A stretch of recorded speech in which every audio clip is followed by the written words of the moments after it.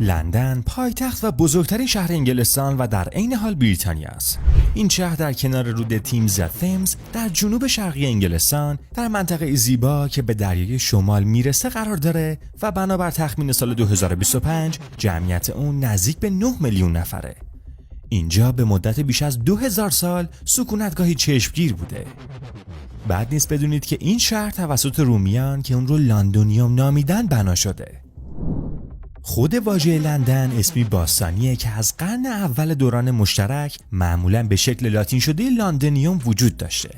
اسم لندن تا سال 1889 به صورت رسمی فقط به سیتی لند اشاره داشت، اما بعد از اون برای اشاره به لندن بزرگ هم استفاده شده. جالبه بدونید که لندن برای مدتی پایتخت 6 تا کشور بوده. در طول جنگ جهانی دوم، لندن مکانی امن برای دولت‌های تبعیدی 6 کشور مختلف در دوران اشغال اروپا توسط هیتلر بود. بلژیک، فرانسه، هلند، لوکزامبورگ، نروژ و لهستان این کشورها بودند. اساساً لندن در اون زمان پایتخت تمام اون کشورها محسوب می‌شده. وقتی اسم لندن میاد، یکی از مهمترین ارکان این شهر زیبا تاکسی‌های مشکی یا سیاه اینجان. ولی باید بدونید که برای راننده تاکسی شدن این ماشین ها باید 2 تا 4 سال تحصیل کنید. رانندگان تاکسی سیاه قبل از واجد شرایط بودن برای گواهی نامه این تاکسی ها باید 2 تا 4 سال تحصیل کنند. تاکسی های سیاه نه تنها به خاطر ظاهر نمادینشون بلکه به خاطر دانش دایرةالمعارفی بودن راننده هاشون هم معروفن. این رانندگان باید درس‌هایی که به عنوان نالج یا دانش شناخته میشه رو بیاموزن که شامل به خاطر سپردن 300 مسیر شهری، مکان‌های دیدنی کلیدی و نام خیابون هاست.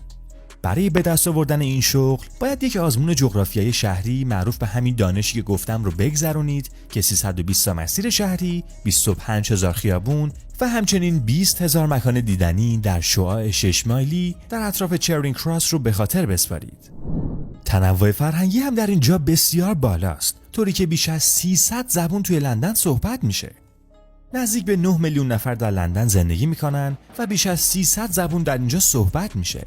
این زبان‌ها عبارتند از ماندارین، بنگالی، کانتونی، گوجراتی و هر زبانی که فکرشو کنید. تمام اینها باعث میشن که لندن به یکی از متنوع‌ترین شهرهای جهان تبدیل بشه.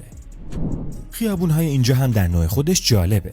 فضای اینجا یکی از زیباترین ها در تمام شهرهای دنیا به حساب میاد و مردم عاشق قدم زدن در این خیابونان. بد نیست بدونید که غذا دادن به کبوترها غیرقانونیه و قوانین خاص خودش هم داره.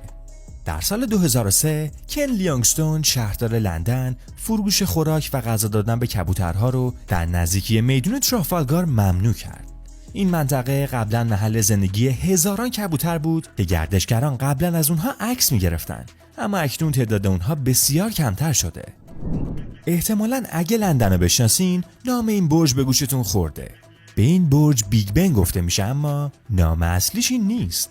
برج ساعت خونه‌های پارلمان بیگ بن نامیده نمیشه. این برج در واقع نام اصلیش الیزابته و بیگ بن نام زنگ داخل اونه. ولی خب خیلیا این برج رو به نام بیگ بن میشناسن. یکی از حقایق جالب اینجا اینه که ساختمان‌های جدیدی که ساخته میشن اجازه ندارن جلوی دید کلیسای جامع سنت پل رو بگیرن. مناظر کلیسای جامع سنت پل تحت طرحی به نام ارتفاعات سنت پل محافظت میشن که از دهه 1930 در این مکان ایجاد شده. ساختمان‌های جدید طبق این قانون نمیتونن جلوی چشم انداز این کلیسا رو بگیرن و قانونی هم تحت عنوان راهروی دید در اینجا وجود داره. یا مثلا اینکه مترو لندن اولین خط آهن زیرزمینی دنیا بوده. مترو لندن اولین خط آهن زیرزمینی در دنیا به حساب میاد.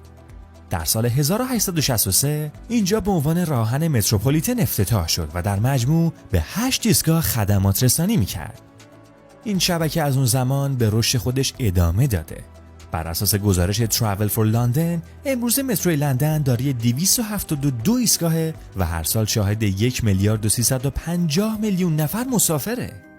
نکته عجیبی که باید بدونید اینه که بیش از نیمی از مترو لندن در واقع بالای زمینه، ولی با این حال اسم اینجا مترو زیرزمینی لندنه.